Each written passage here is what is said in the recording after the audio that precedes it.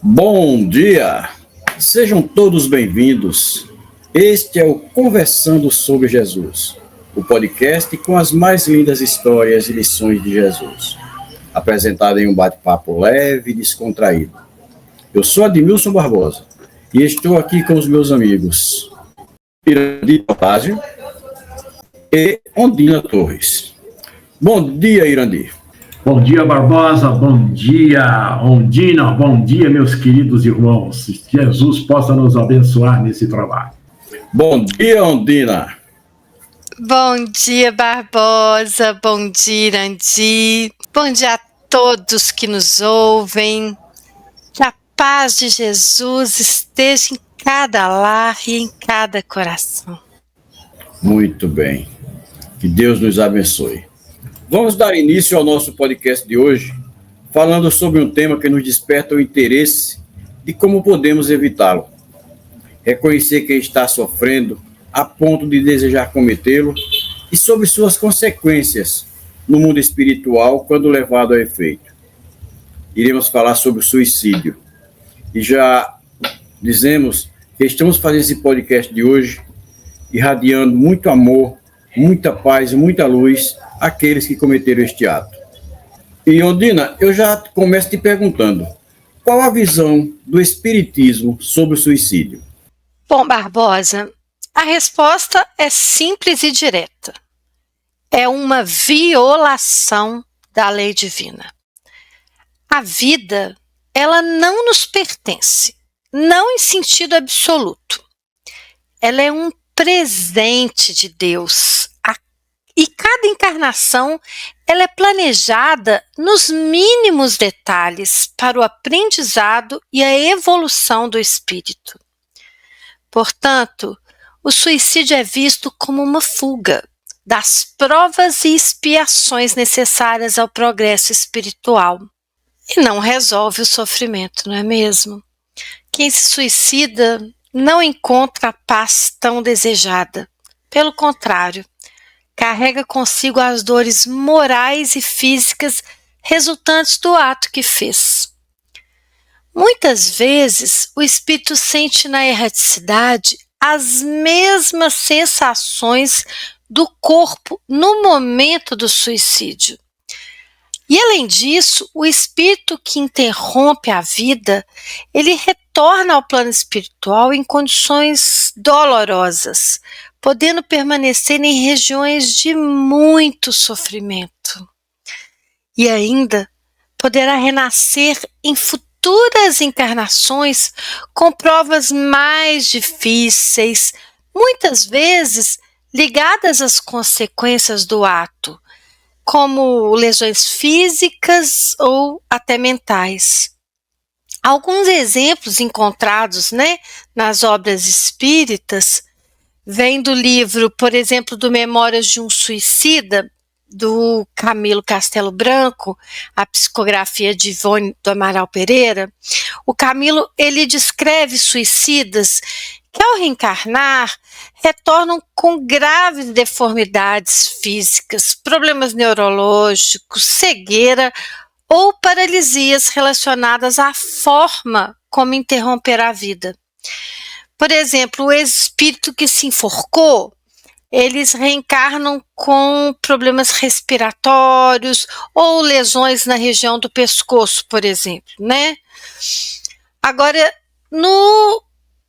na obra, nos domínios da mediunidade e também em outras, mas com a do André Luiz, psicografia de Chico Xavier, o espírito de uma mulher que ingeriu veneno aparece em uma nova existência com distúrbios digestivos crônicos e até uma má formação estomacal.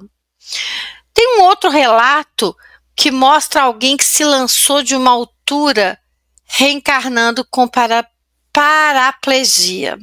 Em reuniões mediúnicas relatadas pelo Chico, suicidas por tiro na cabeça reencarnaram com deficiências mentais ou epilepsia.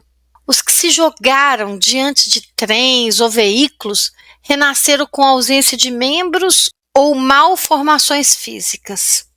O Espiritismo, meus amigos, também considera suicídio quando a pessoa, mesmo sem intenção clara de morrer, abrevia sua existência, com vícios, abusos, descuido com a saúde, excessos, perigos desnecessários ou mesmo pela recusa de se tratar.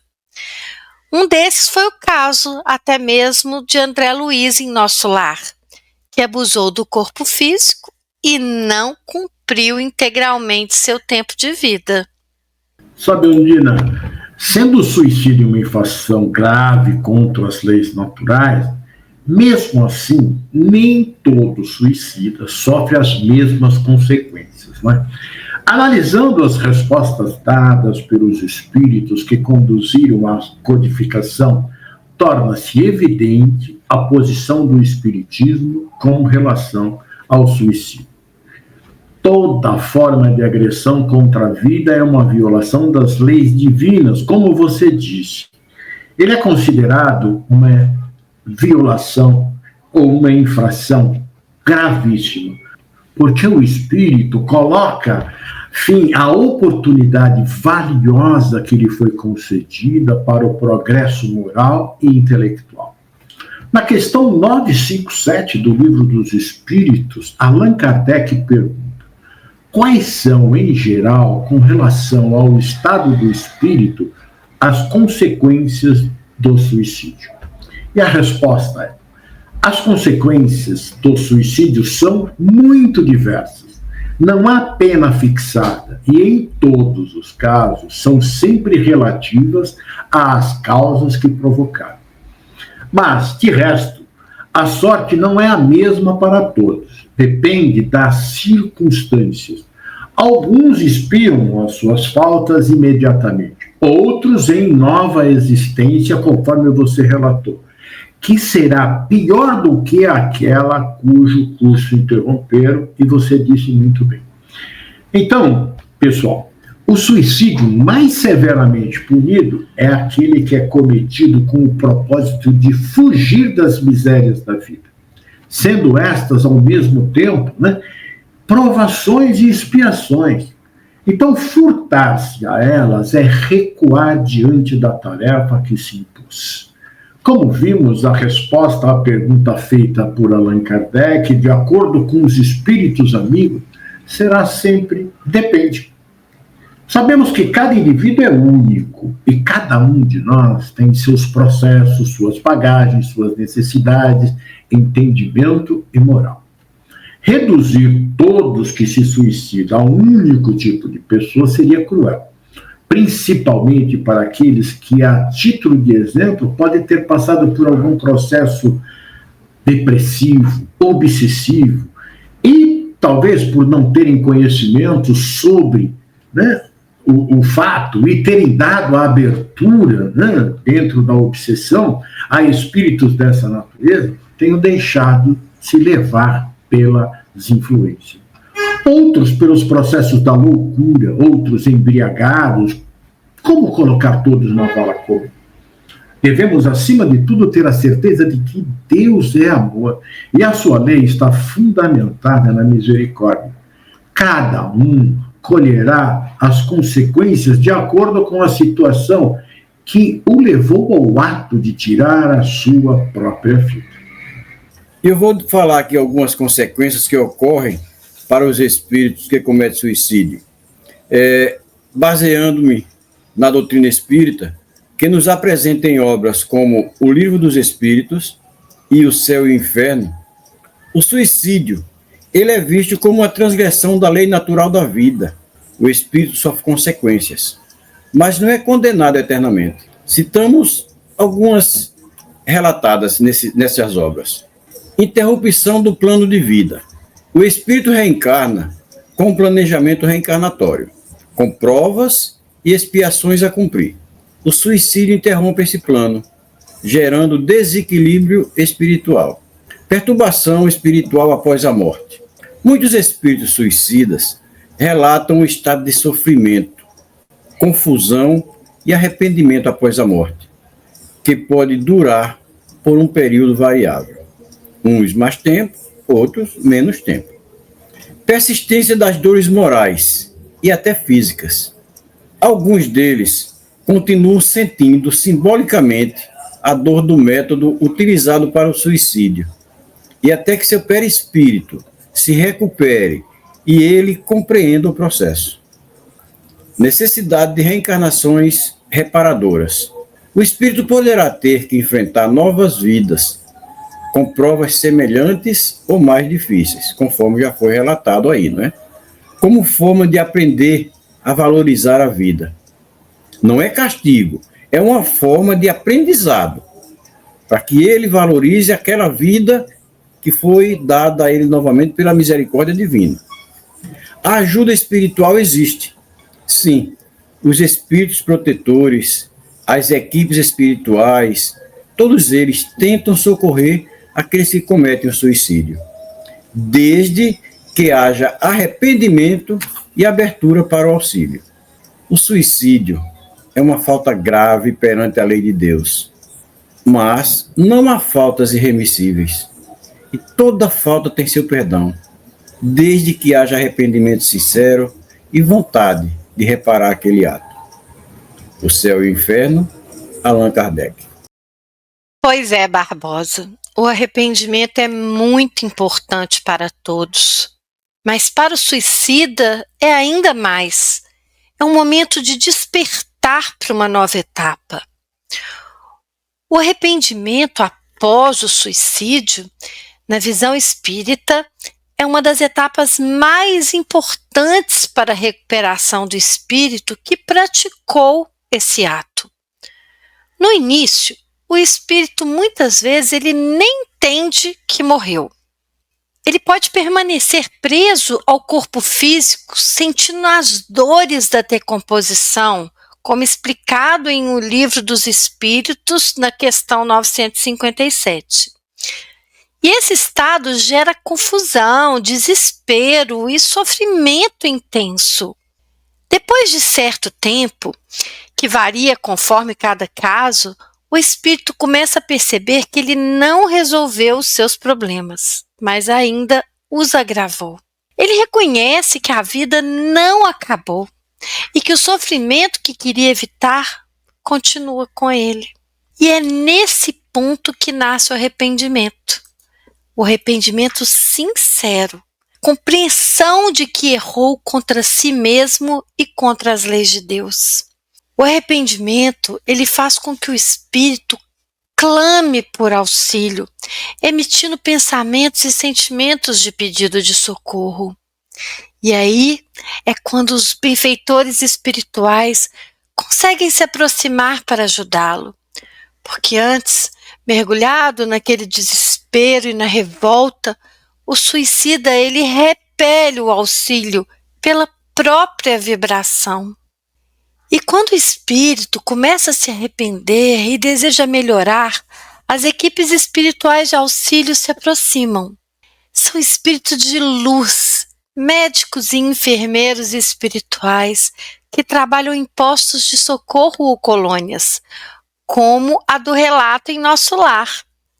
Eles podem ser levados para postos de socorro espiritual próximos às zonas de sofrimento ou hospitais espirituais em colônias onde recebem tratamento para os danos psíquicos e fluídicos. Como vimos até agora, Ondina, Barbosa e amigos, o suicídio, então, é o ato de tirar a própria vida. Mas existem dois tipos de suicídio, segundo a doutrina espírita, que podem levar às consequências que o Barbosa nos falou. Por exemplo, suicídio direto. O que é isso? É o ato de tirar a própria vida de forma premeditada por problemas de ordem física ou moral. Uma pessoa que perde a fortuna, um membro da família, o amor não correspondido, perde um membro do corpo ou algo que julga ser de suma importância para a sua vida, ele fica entristecido, com vergonha ou raiva, e decide que o melhor é morrer. E para isso faz uso de drogas, armas ou outros meios e tira sua vida. O O suicídio intencional deve-se considerar não só a infração às leis divinas, mas também o ato de violência que se comete contra si mesmo por meio da premeditação mais profunda, o que gera um sofrimento intenso a esse espírito. Conforme eles mesmos relatam em vários livros e também nas reuniões mediúnicas, a dor é superlativa e reconhecem que não morreram. O remorso desses é muito maior quando o espírito desperta no plano espiritual. E também existe o suicídio indireto. O suicídio direto, ele é fruto do nosso orgulho e do nosso egoísmo. O suicídio indireto, ele é diferente. Ele resulta de hábitos e comportamentos viciosos que lesam a saúde física ou psíquica, ou ambos, e abreviam a existência que foi programada aqui na Terra. Emmanuel, na obra Harmonização, Psicografia de Francisco Cândido Xavier, nós temos um capítulo chamado Problema da Morte. E ele diz: milhares de criaturas regressam do templo da carne cada dia aos planos da vida. Mas raras, olha só, porém, abandonam a Terra com o título de trabalhador que atendeu ao cumprimento das próprias obrigações. Quase todas as criaturas, então, deixam o corpo denso pelo suicídio indireto. É muito sério isso, É importante que nós saibamos, Ou seja, quase todos nós, os seres humanos, que, como se sabe, somos espíritos reencarnados no orbe terreno para o devido aprendizado através das provas e expiações redentoras. E aí, nós repetimos, quase todos partimos para a vida espiritual pela via do suicídio indireto. Ou seja, pela morte não provocada deliberadamente, mas sim pela nossa incúria, desmazelo, vícios diversos, e pesares malsãos, ou seja, pensamentos muito negativos. Então eu vou dar alguns exemplos de algumas ocorrências que nos levam ao suicídio indireto. Pelo estômago, superlotado de alimentos, sendo alguns corrosivos, pela ociosidade sistemática, e bem como por ambições as mais diversas, e pois inferiorizada, pelas paixões desenfreadas, dentre outras mais delituosas ainda, que tristemente chegam às raias, muitas delas, das desgraças e do assassinato. Um exemplo citado pela Ondina, que muito principalmente espíritas conhecem, foi o caso de André Luiz, que foi médico na sua última encarnação. Ele ficou conhecido no meio espírita após a edição do livro Nosso Lar. O que acontece com ele? Ele desperta no umbral após o seu desencarne. E o umbral é uma região, onde ele foi, uma região de sofrimento do plano espiritual. E ele experimenta sofrimento psíquico por encontrar-se em uma condição desfavorável espiritualmente. E é constantemente acusado de suicida por vozes que o cercam ali na região umbralina. Depois de um certo tempo de passar por muitas dores, muitas dificuldades, ser perseguido por aqueles seres que estavam ali, ele foi resgatado pelo mentor espiritual Clarencio. E foi, então, auxiliado ali por um médico também, que é chamado Henrique de Luna, do serviço, que ele fazia parte do serviço de assistência médica da colônia. Aliás, ele era um dos coordenadores dessa assistência. E aí ele diz a André Luiz, enquanto examinava, é de lamentar que tenha vindo pelo suicídio. André Luiz toma um tremendo susto, porque ele já havia sido acusado várias vezes de ser suicida, lá no umbral. Ele está se referindo, então, ao suicídio inconsciente, que é caracterizado nas pessoas que levam um estilo de vida que ocasiona a redução das forças físicas e vitais, ocasionando a perda da durabilidade necessária do corpo físico para cumprir com o êxito à encarnação. Foi este o caso de André Luiz. Ele fazia uso da bebida alcoólica e de todos os itens que nós listamos ali, né? Então, o importante nesse ponto é que o indivíduo não tem consciência de que está se matando e poderá protestar quando for acusado disso, né? Assim como aconteceu com o André Luiz.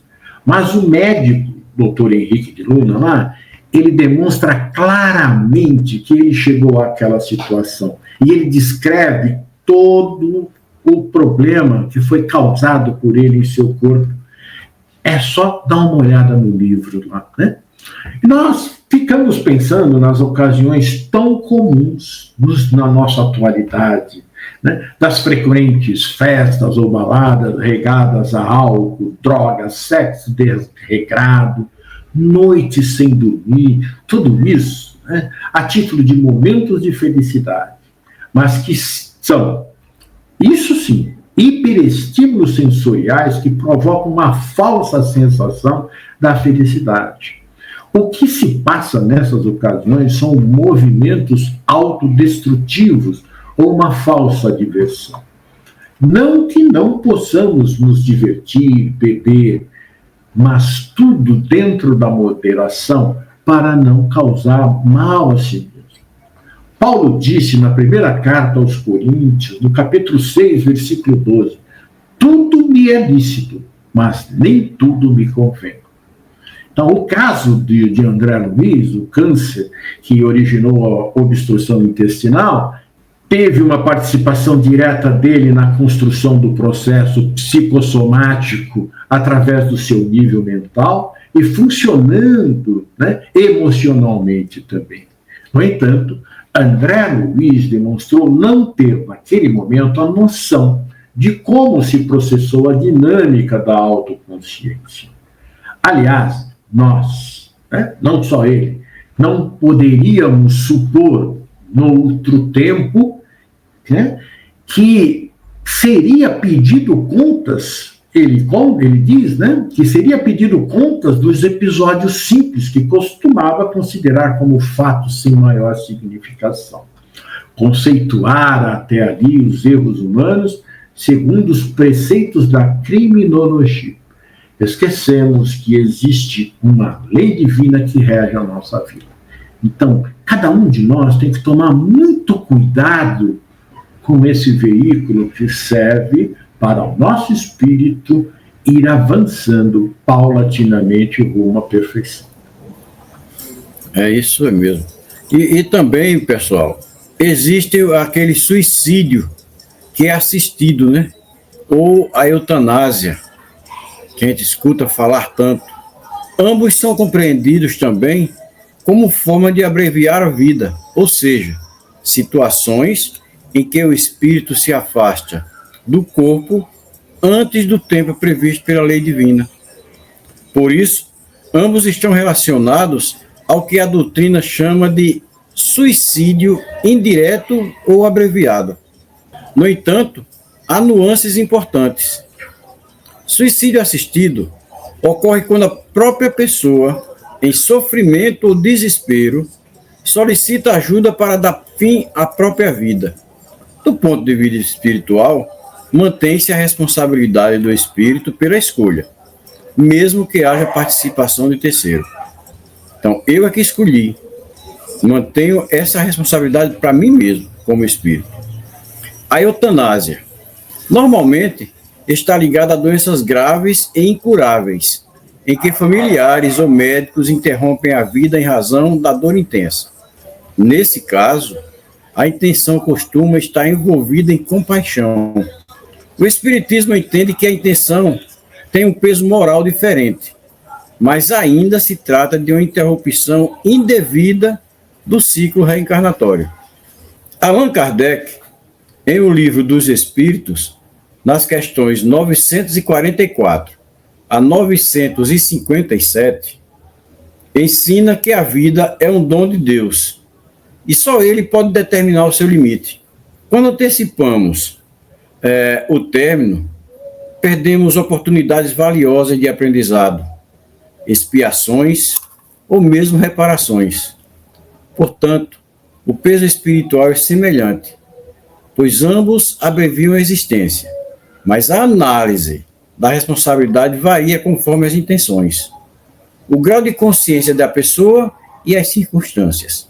A justiça divina não pune por castigo, mas ela avalia a necessidade de cada espírito, sempre com misericórdia e justiça.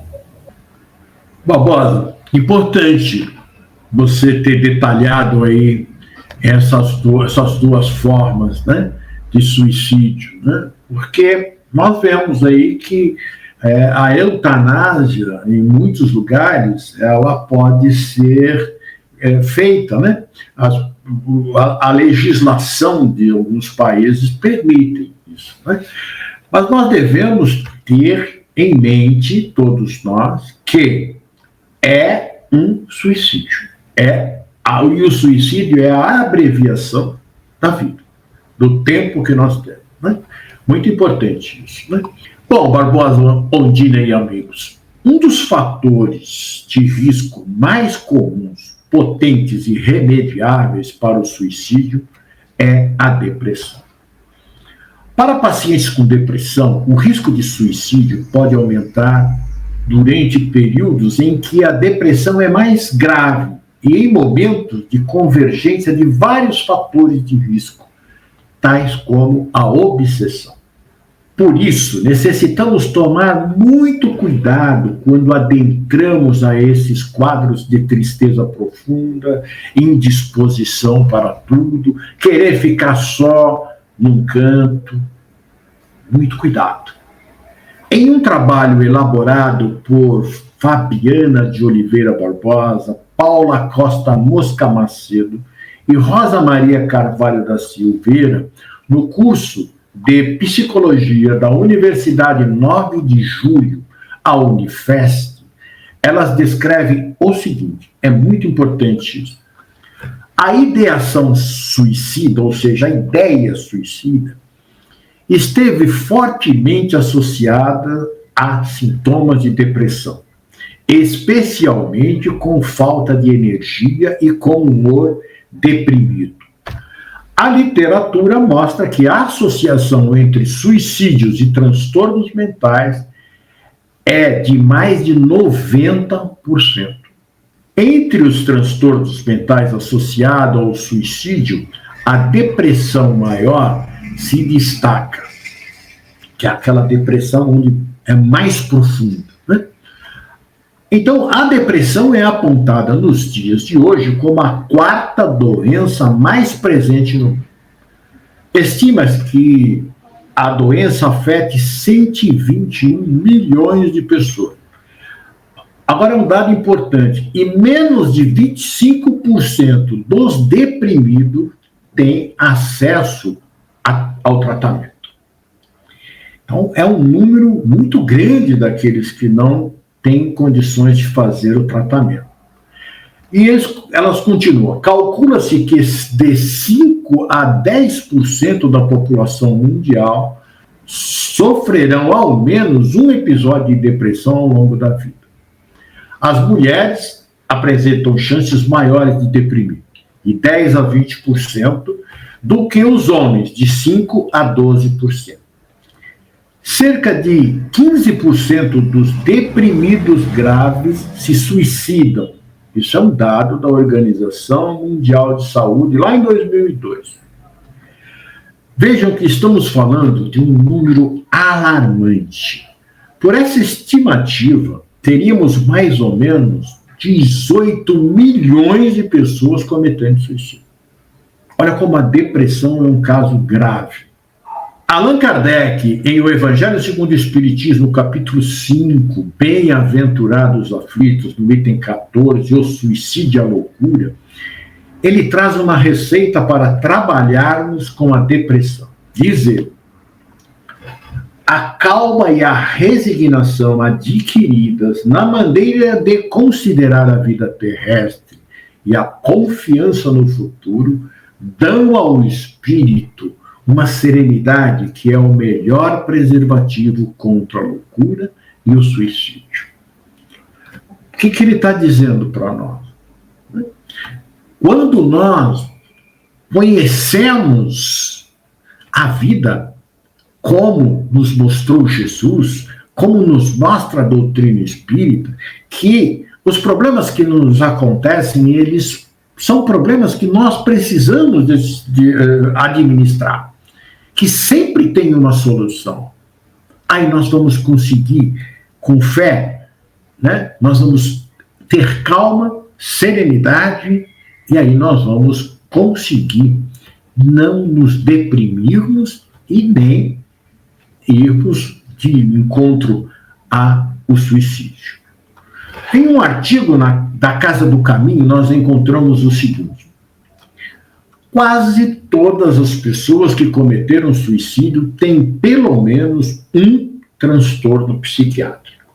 O que significa dizer que identificar e tratar os transtornos mentais é a maior forma de proteção e prevenção ao suicídio. A depressão, por exemplo, não faz distinção de raça, cor, sexo, idade, classe social.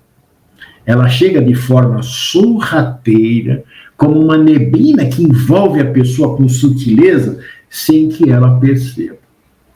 O grande psiquiatra Jung a descreve com sapiência quando diz: a depressão é como uma mulher vestida de preto. Se ela aparecer, não a afaste. Convide-a para entrar, ofereça-lhe um assento, trate-a como uma convidada e ouça o que ela tem a dizer.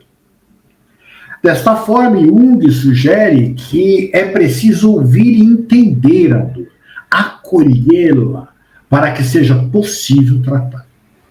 Normalmente, né, nós temos dificuldades em explicar o que sentimos, né, quando nós estamos dentro desses processos, demonstrando que nós não temos, né, intimidade com o nosso próprio ser. Porque se eu não sei nem explicar o que eu estou sentindo, né?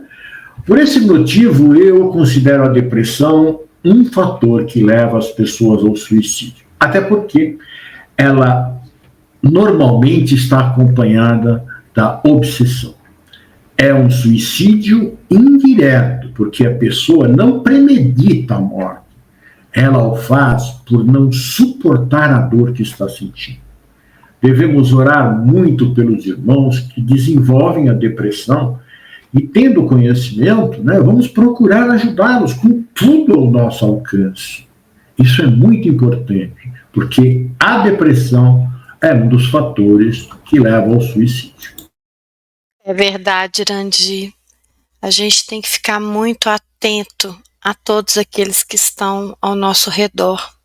E é muito importante sabermos a que sofrimentos se submetem os suicidas nas regiões inferiores do plano espiritual, de acordo com o Espiritismo. Porque isso auxilia, dar informação para aqueles que estão pensando, né, no ato, para que eles desistam, porque não é nada fácil. No Livro dos Espíritos, nas questões 943 a 957, que trata desse assunto, ele ensina que o suicida, ele permanece em sofrimento até o término natural de tempo de vida que ainda lhe restaria na Terra. Pensa bem aí, quanto tempo, assim, se a gente pensa numa vida aí de 80, 90 anos, um suicida de 20 anos, preso, na região aí umbralina ou no Vale dos Suicidas. No livro Memórias de um Suicida, gente, o autor espiritual, que eu já até comentei aqui, o Camilo Cândido Botelho, através da Ivone do Amaral Pereira, que é a médium, ele descreve de forma impressionante a sua dolorosa experiência após a desencarnação pelo suicídio. Ele apresenta a chamada Legião dos Suicídios, conforme eu falei, onde milhares de espíritos permanecem em terríveis padecimentos.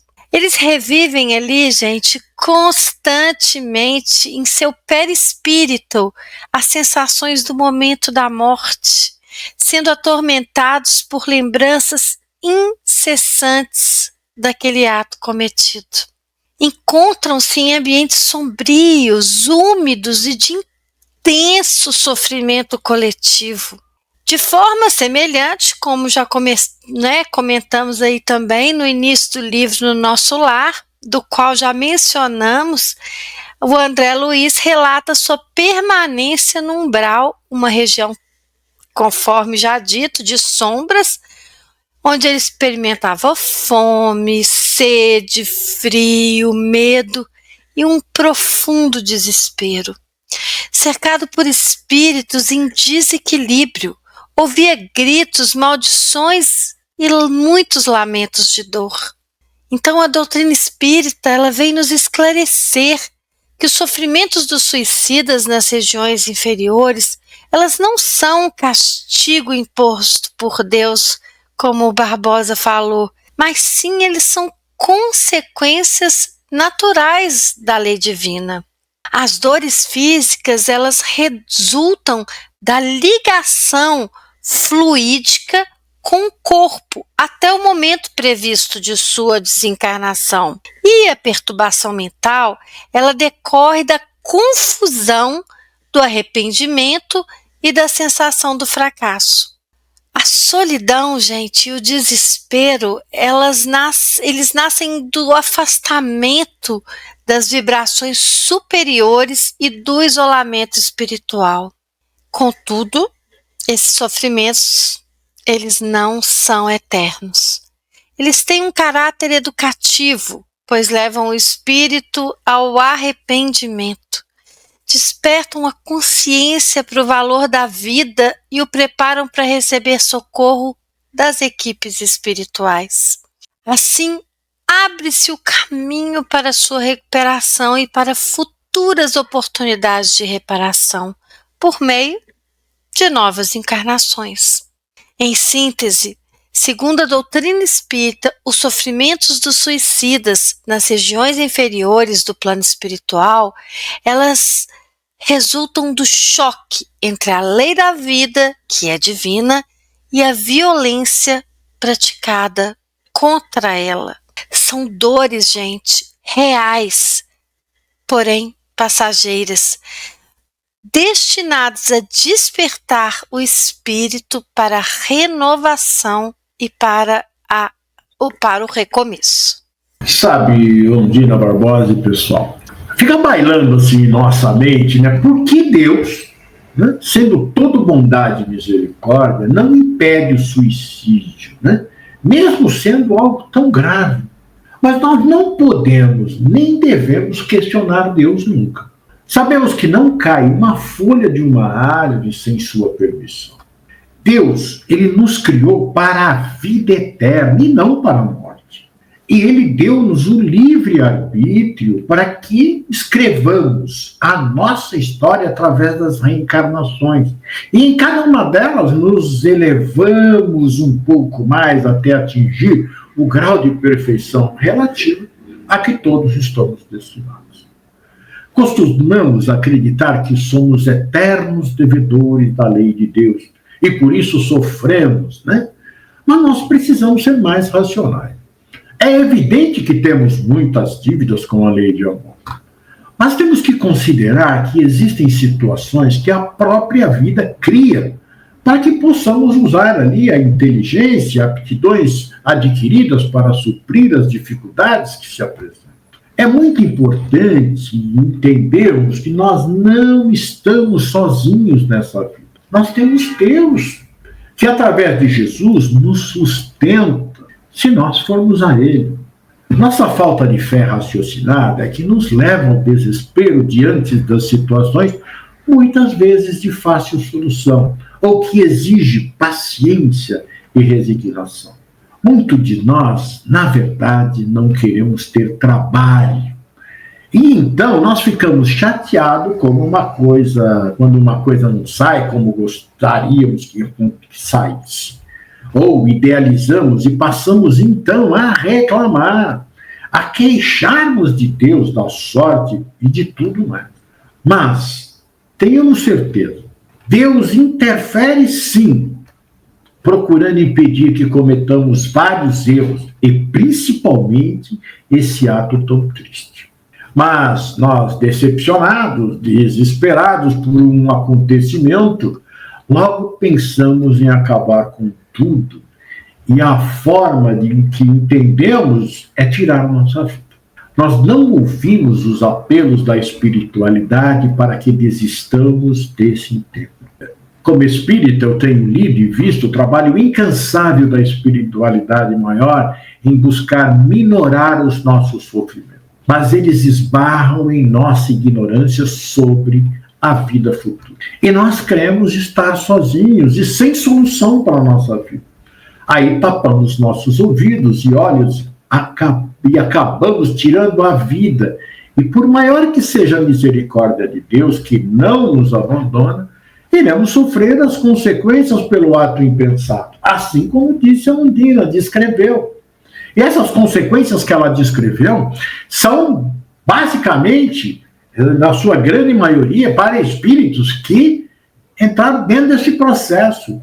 Irritados com Deus, ou não acreditando em Deus, ateus, eles acharam que estavam passando por muitos problemas, premeditaram e tiraram a sua vida. Pelo orgulho e pela ignorância, aí sofrem muito. Muito mesmo, como a Undina descreveu. Né? Nós entendemos isso pelos próprios relatos dos suicidas.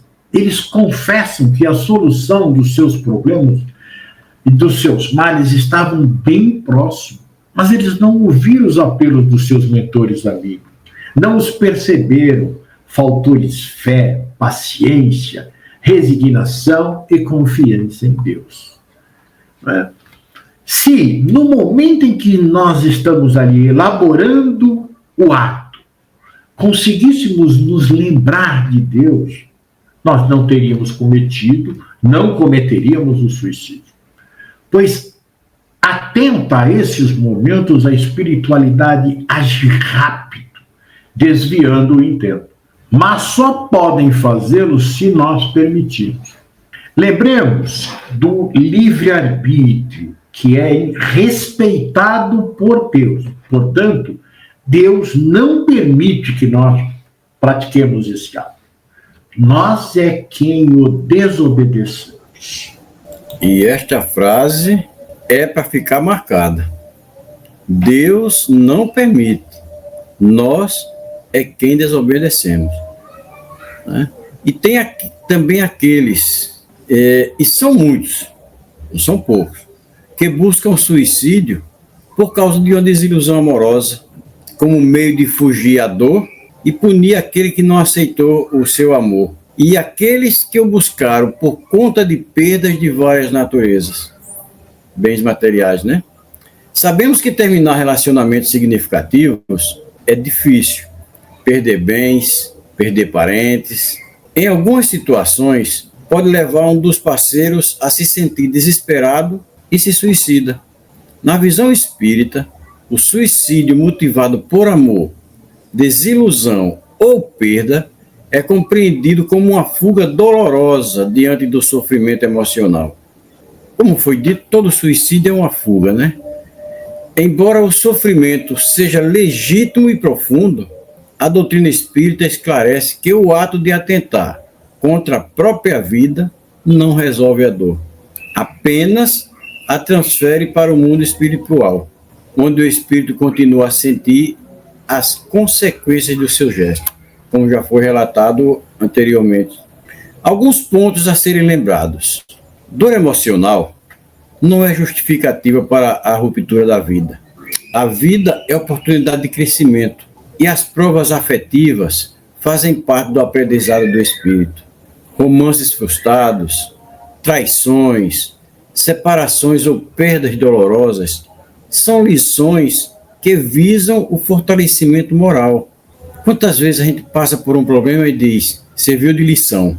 A mesma situação seriam essas aí. E consequências espirituais são: o espírito que se suicida por amor ou desilusão permanece ligado mental e emocionalmente ao motivo que o levou ao ato. Muitas vezes, revive intensamente o sofrimento, sem conseguir afastar-se da cena ou da dor. Pode experimentar perturbação prolongada, sensação de vazio ou arrependimento por perceber que o problema não foi resolvido.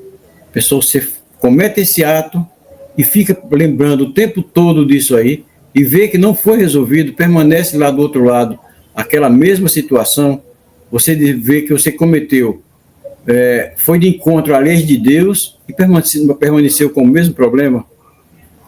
A perda de entes queridos. O Espiritismo ensina que ninguém perde ninguém para sempre. A morte é apenas uma mudança de plano. Reencontros futuros estão garantidos pela lei da reencarnação. O suicídio, nesse caso, atrapalha o reencontro, pois o espírito entra em sofrimento e atraso em sua caminhada. A misericórdia divina. Apesar das consequências, o Espiritismo reforça que Deus é amor e justiça. O espírito que sucumbe por fraqueza emocional não é abandonado. Receberá auxílio de benfeitores espirituais, assim que se mostre arrependido e disposto a recomeçar. Allan Kardec, em O Céu e o Inferno, segunda parte do capítulo 5, Suicidas, traz diversos depoimentos de espíritos que cometeram suicídio por amor ou decepções e relata o engano e o sofrimento após o ato. Então, quem quiser aprofundar-se mais, dá uma lidazinha nesse livro. É verdade, esse livro é muito bom. Mas, meus amigos, temos que nos compadecer desses irmãos que buscaram o suicídio. Não importa o motivo, e o elemento primordial é a prece. A prece é o bálsamo que alivia e consola o espírito sofredor. O Evangelho segundo o Espiritismo, no capítulo 27, item 10, nos ensina que a prece atrai os bons espíritos e estabelece uma corrente fluídica que pode aliviar sofrimentos. Na obra O Céu e o Inferno, na segunda parte, ele mostra esses testemunhos de suicidas arrependidos que dizem ter sentido alívio graças às orações feitas por familiares. E no livro Memórias de um Suicida, o espírito Camilo relata que as preces de sua mãe foram um dos fatores que o ajudaram a sair do Vale dos Suicidas e aceitar o tratamento. Ainda em nosso lar, embora André Luiz não tenha sido suicida direto, ele narra que suas súplicas a Deus abriram caminho para o resgate, mostrando que a oração abre portas para o auxílio. E a prece não muda o passado e nem anula a lei de causa e efeito, mas ela alivia, ela consola, ela fortalece e ela abre caminhos de socorro para o suicida, funcionando como um verdadeiro bálsamo espiritual, capaz de conduzi-lo mais depressa ao arrependimento, à aceitação e ao tratamento. Nós, meus amigos, necessitamos incluir em nossas preces diárias aqueles irmãos que estão com pensamentos suicidas, para auxiliar a espiritualidade a afastar esses pensamentos, e também aqueles espíritos que, pelo processo da obsessão, buscam fazer com que eles pratiquem o ato. Pois é, Andira, você disse algo muito importante, pois temos que considerar essa situação bastante preocupante em nossos dias e que tem um papel preponderante, né, nos casos de suicídio, que é a obsessão. Vamos trazer um exemplo para vermos o quanto a obsessão pode levar um espírito a cometer o suicídio. Vejamos o que diz a doutrina respondendo a seguinte pergunta: Um espírito obsessor pode levar uma pessoa ao suicídio? Sim, mas isso não exime o suicida da responsabilidade do ato, pois ele dispõe sempre do livre-arbítrio para ceder ou resistir às sugestões que é submetido. Como nós falamos lá atrás de livre-arbítrio, sobre Deus permitir ou não, né? Allan Kardec, ele traz essa explicação no livro Céu e Inferno, que reúne, como já foi dito, depoimentos de vários espíritos sobre suas passagens para o mundo espiritual, o momento da desencarnação e os desafios da adaptação para a vida sem o corpo físico. Através de entrevistas com os espíritos elevados, medianos e inferiores, Kardec separa em um capítulo a pesquisa que fez com espíritos suicidas. Vejamos, em O Céu e o Inferno, na segunda parte, como já disse a Ondina e também o Barbosa, lá no capítulo 5, ele evocou o espírito de Antoine Bell, que dizia ter sido levado por um obsessor ao suicídio. Vejamos, ele era o caixa de uma casa bancária do Canadá e suicidou-se em fevereiro de 1865. Um dos correspondentes da revista espírita Médico e Farmacêutico, residente na mesma cidade, informava que ele, o Antônio, era um homem tranquilo e chefe de numerosa família. Dizia que havia comprado um tóxico na sua farmácia, servindo-se dele para envenenar alguém.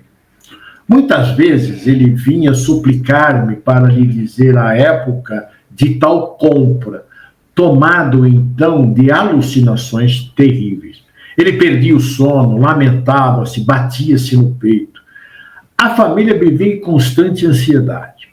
Antoine Bell foi evocado em Paris em 1865, abril, e dizendo que tinha horror ao crime praticado e que estava arrependido. E ele contou: um espírito obsessor e vingativo, que não era outro senão o pai da minha vítima, se apoderou de mim e me fez reviver no meu coração, como em mágico espelho, as lembranças do passado.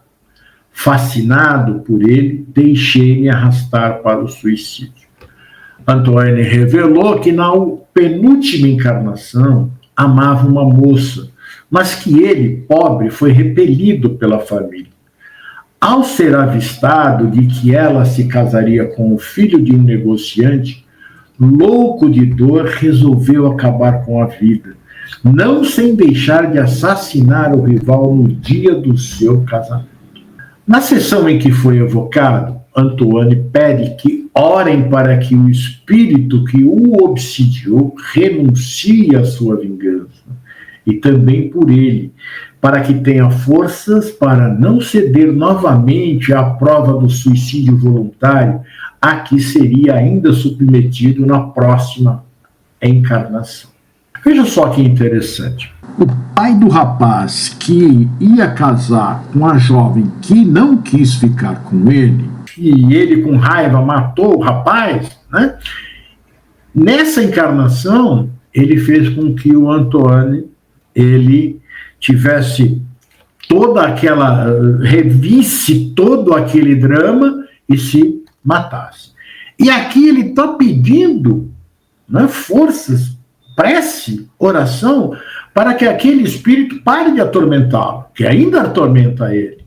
E como ele vai reencarnar, ele dá uma informação muito interessante. Ele diz assim: para que eu tenha forças para não ceder novamente à prova do suicídio voluntário nessa minha próxima encarnação.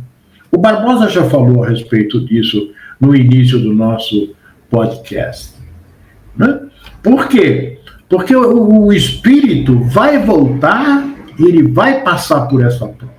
Aqueles que cometeram, gente, suicídio direto.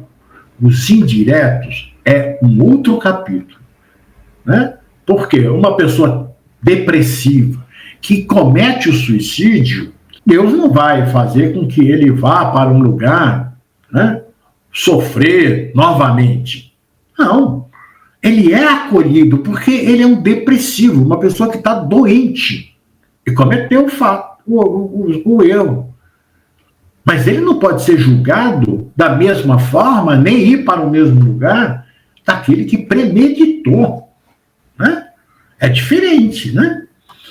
E Kardec, evocando o guia do médium, né, perguntou: se um espírito obsessor pode realmente levar o obsidiado ao suicídio? E obtém a seguinte resposta: certamente, pois a obsessão, que de si mesma já é um gênero de provação, pode revestir todas as formas. Mas isso não quer dizer isenção de culpa, porque o homem sempre dispõe do livre-arbítrio para ceder ou resistir às sugestões a que o submetem.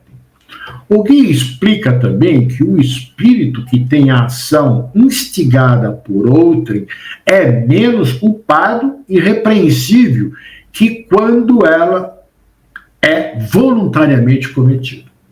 Mas nem por isso se inocenta de culpa, porque, afastando-se do caminho reto, mostra que o bem ainda não está em seu coração. O guia do médium responde como, apesar da prece e do arrependimento terem libertado esse espírito da visão tormentosa da sua vítima, pôde ele ser atingido pela vingança de um obsessor na última encarnação. Ele não foi pela vítima, mas foi pelo pai da vítima, né? O arrependimento é apenas a preliminar indispensável à reabilitação, mas não é o bastante para libertar o culpado de todas as penas, e que não bastam promessas.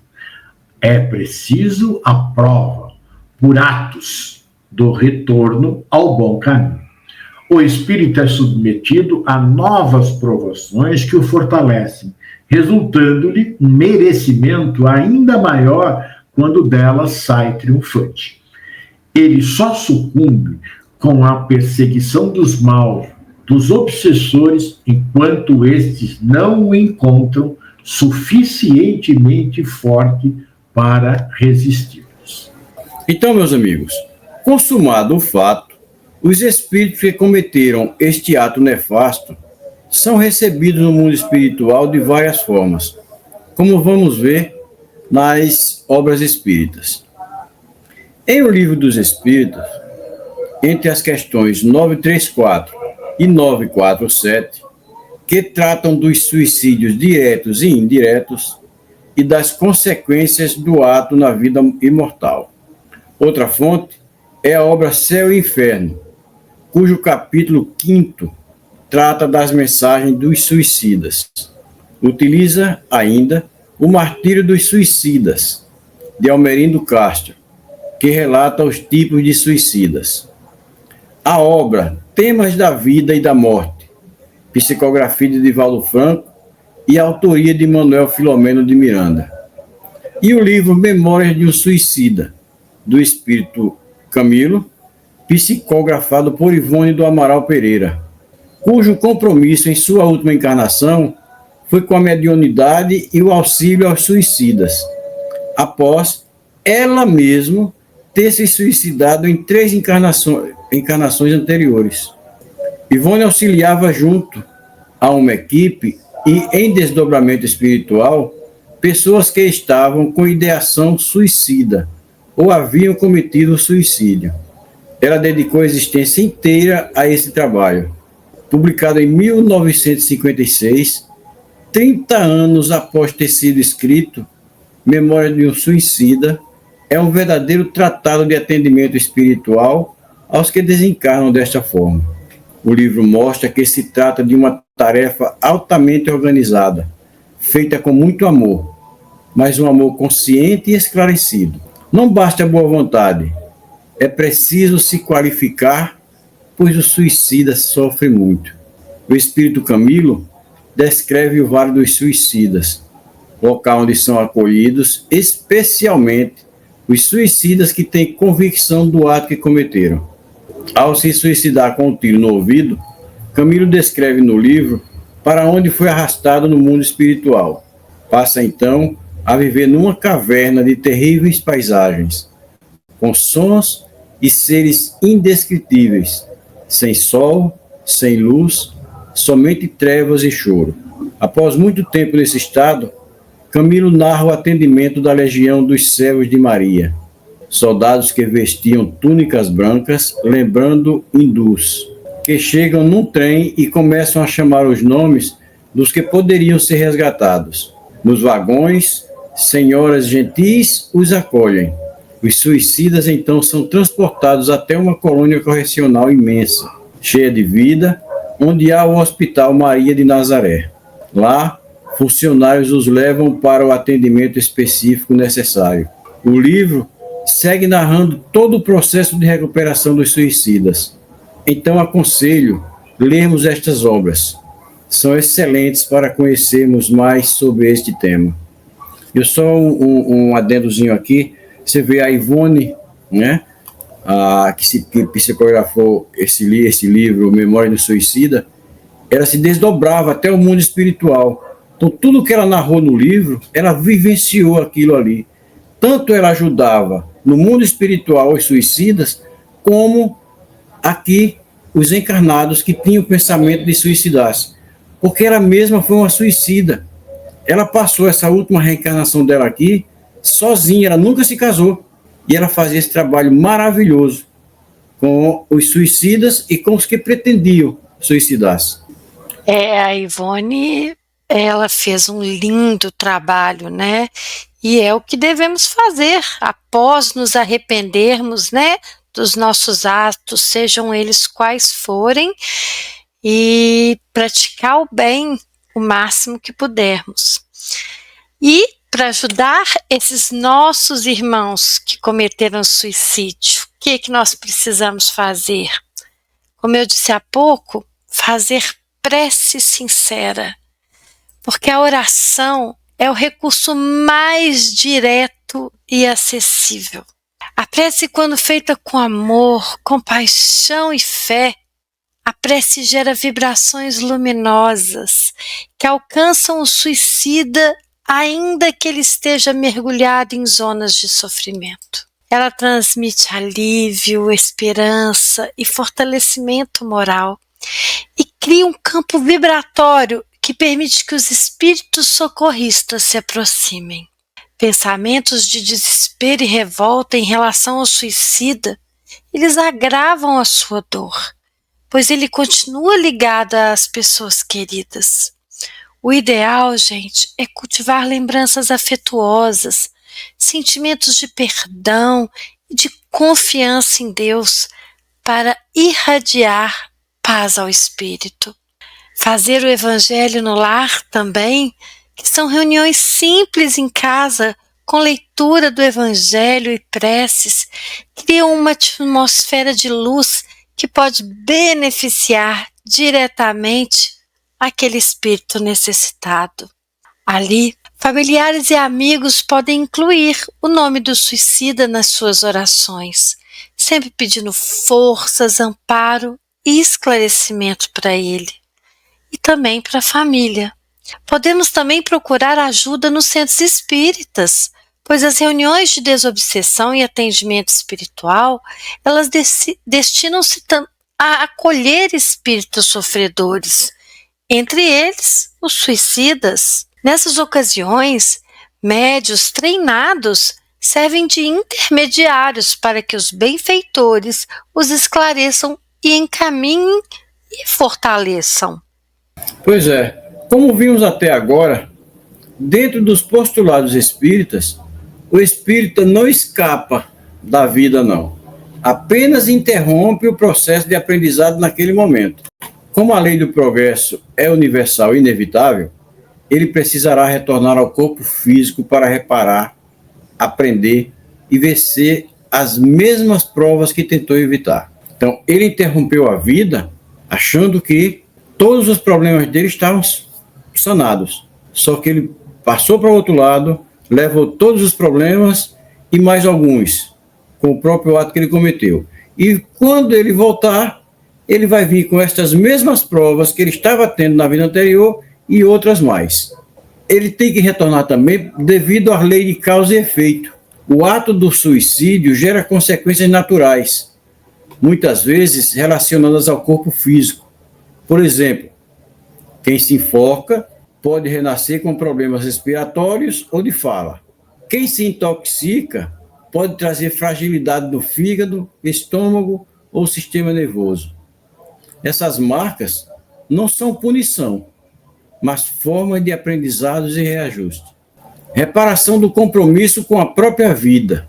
A existência é planejada antes da encarnação, com apoio dos benfeitores espirituais. Ao interrompê-la, o espírito foge de um contrato assumido consigo mesmo. Então, observe que nada desses compromissos é com Deus, é com espíritos, é comigo mesmo. Eu assumi esses compromissos. Então, eu tenho que prestar conta deles. Então, se eu fujo de um contrato assumido comigo mesmo, então eu vou ter que reencarnar novamente e reassumir essas tarefas, esses compromissos que eu fiz na minha programação reencarnatória. Provas de fortalecimento. Muitas vezes o espírito volta a enfrentar situações semelhantes, desafios afetivos, doenças, limitações, para provar a si mesmo que pode vencer sem a fuga do suicídio. Amor e misericórdia divina. Deus não condena eternamente ninguém. A reencarnação é sempre uma oportunidade de recomeço, um convite à renovação e à vitória sobre a dor. Em O Céu e o Inferno, segunda parte, capítulo 5, Suicidas, diversos espíritos relatam sua experiência de sofrimento após o ato e confirmam a necessidade de voltar à vida corpórea para corrigir os desequilíbrios causados. Assim, o espírito reencarna porque a vida é indestrutível e a morte voluntária não elimina a dor, apenas adia o aprendizado. A reencarnação é a misericórdia de Deus em ação, dando nova chance para que a alma supere suas fraquezas. Vejam esse exemplozinho aí. Havia um jovem chamado Samuel, cheio de sonhos e esperanças. Porém, quando os ventos da vida sopraram contrários, a perda do emprego, a solidão e a desilusão amorosa, ele sentiu que não tinha forças para continuar. Tomado pela angústia, Samuel acreditou que a morte seria um descanso. E, num momento de desespero, tirou a própria vida. Ao abrir os olhos no além, esperava encontrar o fim de suas dores. Mas, para sua surpresa, ainda sentia o coração apertado, as lembranças vivas e a angústia multiplicada. Onde esperava o silêncio, encontrou um eco constante dos seus pensamentos. Onde acreditava encontrar paz, descobriu que levava consigo as mesmas dores. Com o tempo, amparado por espíritos de luz, Samuel compreendeu que a vida é dom de Deus e que ele havia apenas interrompido uma lição importante. Foi então conduzido a um lugar de preparo, onde outros irmãos como ele aguardavam nova chance de recomeço. Ali descobriu que ninguém perde a oportunidade de aprender, mesmo que se atrase pelo caminho. Passados alguns anos, Samuel voltou à Terra, reencarnado em um novo corpo. Trouxe consigo certas fragilidades físicas, reflexos do gesto impensado, mas também um coração renovado e cercado de familiares que lhe dariam apoio. Dessa vez, o jovem espírito teria outra chance, enfrentar as mesmas provas, mas com mais coragem, fé e compreensão. Então, observa aí essa historiazinha bem simples e bem rápida. Enquanto ele tinha tudo, alegria, bens, ele não pensou nisso. Mas bastou perder algumas coisas que ele viu, a única solução que ele viu foi tirar a vida. E a gente está vendo aí o final, qual foi, né? Ainda bem que a gente tem a misericórdia do nosso Pai, que nos dá uma nova chance, não é mesmo? E o Espiritismo, meus irmãos, ele tem um papel fundamental e muito consolador diante do suicídio, tanto para o espírito que partiu, quanto para os familiares que ficaram. Porque a vida continua. A morte do corpo não é o fim. O espírito do ente querido permanece vivo, consciente e em processo de evolução. Isso significa que o laço de amor, ele não se rompe. Ele apenas se transforma. O suicídio não é uma condenação eterna. O suicida sofre, sim, ele sofre pelas consequências do ato, mas sempre terá novas oportunidades de recomeçar através do amparo dos benfeitores e de futuras reencarnações. Isso mesmo. É muito esclarecedor tudo isso aí, né? Mas agora eu pergunto, Irandi e Ondina, vocês já tiveram alguma experiência com alguém depressivo? Já conviveram, conheceram? Como vocês ajudaram essa pessoa? Nossa, Barbosa, eu tenho 2 filhas. Uma de 20 e a outra de 15 anos. Por volta ali dos 10 anos da minha filha mais velha, eu percebi que ela estava meio triste. Notei mudanças no seu comportamento, mas eu não sabia o que estava acontecendo. E foi aí que eu procurei ajuda profissional. Eu procurei psicólogo, psiquiatra, psicopedagogo. E aos 11 anos de idade, ela foi diagnosticada com depressão. Imagina uma criança com depressão. A gente não entende por quê, né? Como mãe, a gente não entende o que estava acontecendo. Eu confesso que foi muito doloroso, mas eu não me permiti sofrer em silêncio, não. Eu movi o mundo para ajudar minha filha. Eu busquei todo o suporte que ela precisava. Ela fez psicoterapia, ela teve acompanhamento na escola, um acompanhamento especializado. E, acima de tudo, a gente tinha Deus. A gente pedia a Ele a sua proteção e o auxílio o tempo todo. Aí, alguns anos depois, a gente descobriu que a depressão estava ligada ao espectro autista. Porque a Alice, minha filha, ela é autista. E hoje nós sabemos que muitos autistas enfrentam quadros depressivos, muitos deles bem graves. Nós vimos agora até com esse influenciador digital, né, o Felca, contando da vida dele, que também sofreu muito. Então, durante a pandemia, né, voltando aqui à história da Alice, foi um período de muito desafio para todo mundo. Eu percebi claramente ali o que faltava na vida dela. Faltava a minha presença. Né? Eu trabalhava o dia todo, minhas meninas ficavam na escolinha. Não que isso seja um problema, muitas crianças, elas vivem perfeitamente bem dessa forma, né? Com os pais trabalhando, às vezes um pouco ausentes, mas não ela. Ela precisava mais.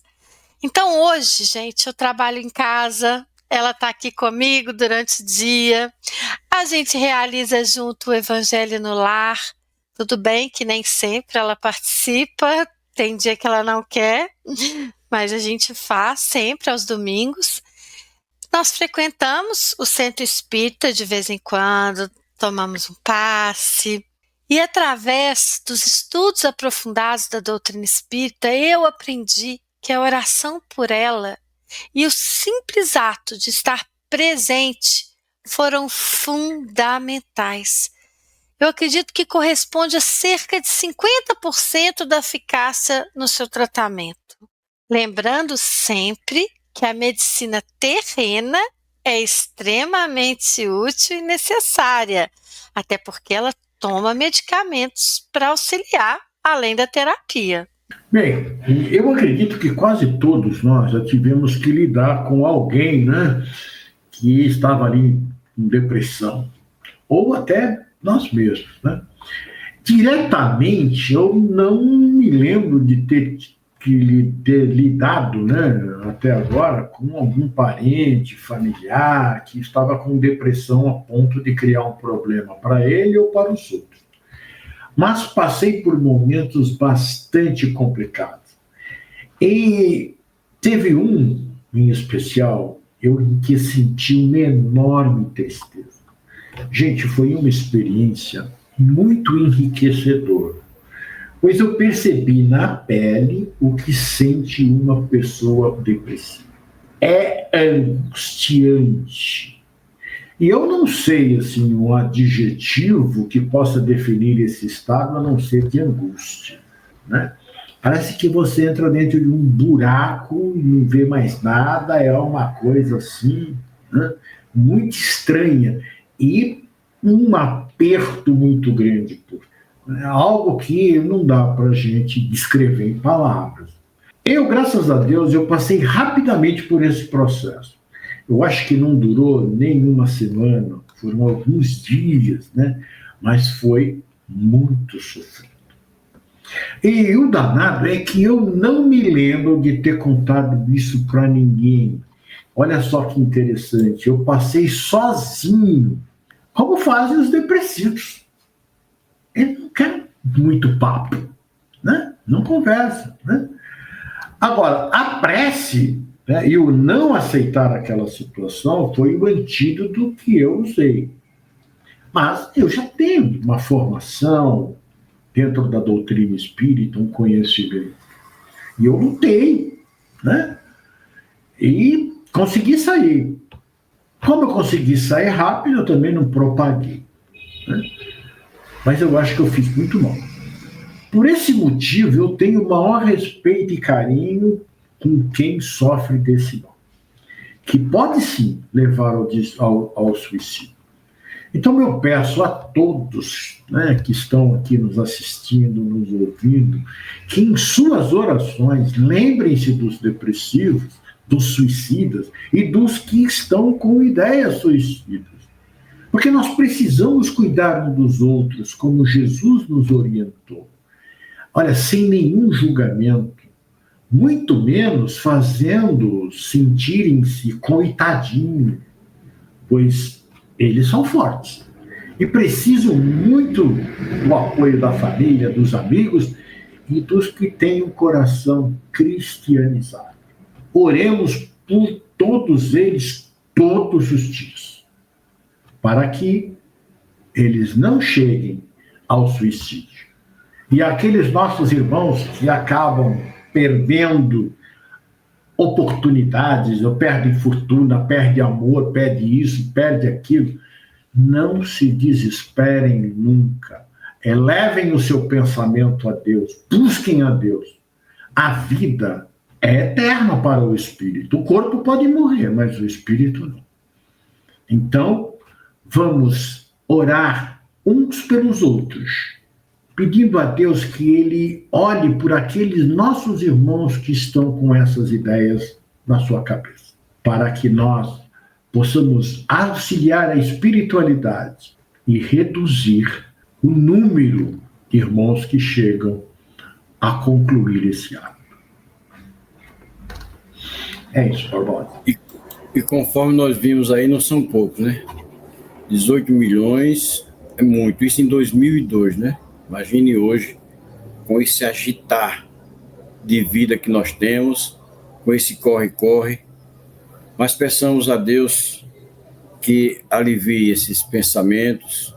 Oremos nós por esses nossos irmãos que se encontram depressivos nesse momento, que eles possam, ouvindo-nos, parar um pouquinho, pensar e ver o quanto a vida é boa, o quanto Deus tem a oferecer a cada um de nós.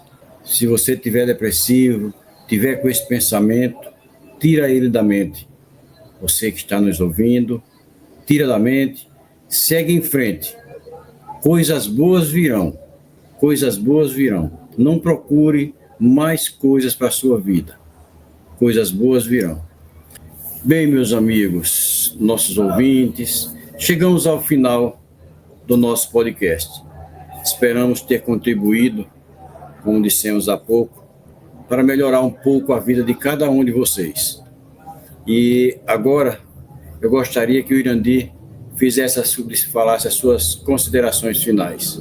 Bom, eu só tenho que agradecer a Deus, a espiritualidade, a vocês, pela oportunidade de participar desse podcast, que é um tema difícil de se falar sobre, toca muito dentro do nosso coração, mas é sempre uma alegria poder levar um pouco do nosso conhecimento, levar o que a doutrina espírita tem a dizer a respeito desse caso, né?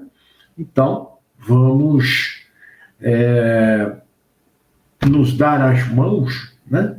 Fazendo orações para poder minorar esse sofrimento dessas pessoas que pensam no suicídio. E uma coisa muito importante, que eu só quero deixar nas minhas considerações, você está com problema, procure o CVV, Centro de Valorização da Vida.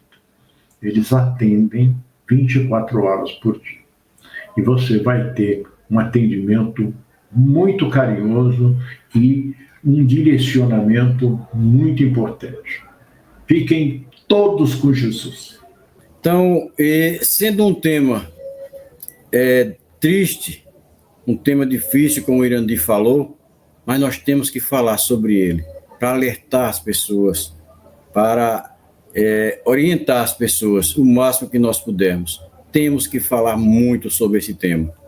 Ondina, minha amiga, muito obrigado. Mais uma vez é um prazer imenso. Você em Minas, comendo o queijinho de Minas, e aqui em Alagoas, né? Suas considerações finais, minha amiga. Um dia você manda para o Sedex um pacote de bolinho de queijo para a gente aqui, né, Irandi? Tá bom, pode deixar, viu? Então, queridos amigos, eu também agradeço muito a oportunidade de participar desse podcast com esse tema tão importante para a nossa sociedade. E eu espero realmente, do fundo do meu coração, que possamos auxiliar as famílias que passam ou até já passaram por esses momentos de profunda tristeza. Nós estamos aqui para ajudar quem precisar, seja com uma explicação ou apenas uma oração. E até o nosso próximo encontro, se Deus quiser. Muito obrigado. Alguém me disse uma vez, aliás, disse numa palestra, que a gente não conseguia falar com o vereador a hora que a gente quisesse. Nem com o presidente, nem com o deputado. Mas com Deus não tinha horário. Porque Deus não tem chefe de gabinete. Nós falamos com ele a qualquer momento. Então, fala com Deus. Queridos amigos, até o nosso próximo encontro. Eu quero convidar a todos vocês a se inscreverem no canal do Lar Ismael no YouTube, no Instagram e no Spotify. Obrigado aos meus amigos Ondina e Irandi pela oportunidade de dividir o palco com vocês, com este tema tão importante. Quero agradecer a equipe espiritual deste projeto que nos auxilia e nos inspira, ao nosso Mestre Jesus, por essa lição maravilhosa, e a Deus, nosso Pai poderoso. A você que está nos ouvindo, muito obrigado pela sua audiência.